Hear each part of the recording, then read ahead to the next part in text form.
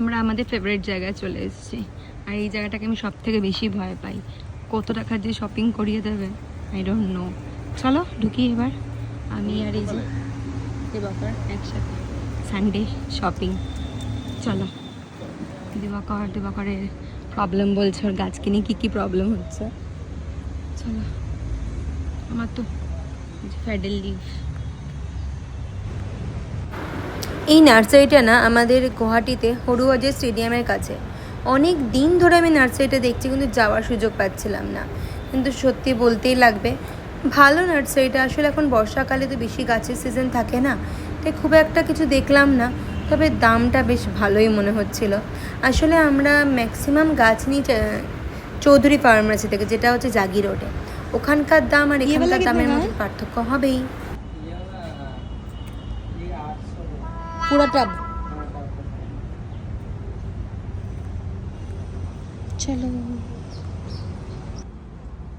টবসে collections খুব ভালো, দামটাও ভালো। ভিতরে করে রেখেছে পিচ, যার এই বাগানটা শৌখিন মানুষ। চলো। চাপা, এরিকা প্লাম। ভিতরে অনেকটা বড় জায়গা, ফার্স্ট টাইম আমরা এসেছি। চলো। This is called heaven, my kind of haven.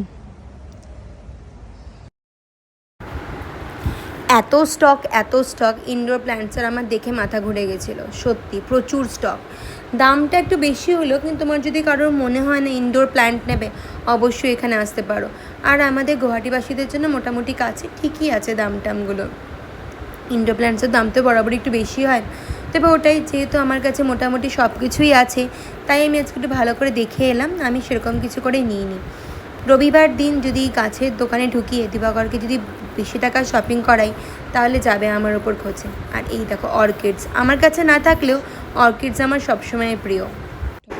এটা কি গাছ বলো তো? টগর গাছ। ছোটোবেলায় টগর গাছগুলোকে দেখলে মনে করতাম সেটা আবার ফুল নাকি, কিন্তু এখন বুঝি নিত্যদিনের প্রয়োজনীয় পুজোতে একটু আধটু টগর ফুল হলে আর কি লাগে। আসনটা কি সুন্দর লাগে না, হোয়াইট কালারে ভরে ওঠে। ব্যাস, এই যে পুরো নার্সারিটা বিশাল বড় জায়গা নিয়ে আছে। আজকের মতো আমাদের ভ্রমণ শেষ, কিছুই নিইনি। তা আসলে আমরা দেখতেই এসেছিলাম, সুন্দর লাগলো, স্টাফদের বিহেভিয়ারও খুব ভালো। তো চলো এবার বাড়ি ফেরা যাক। দেখা হচ্ছে নতুন কোনো মিনি ব্লগে। Bye bye.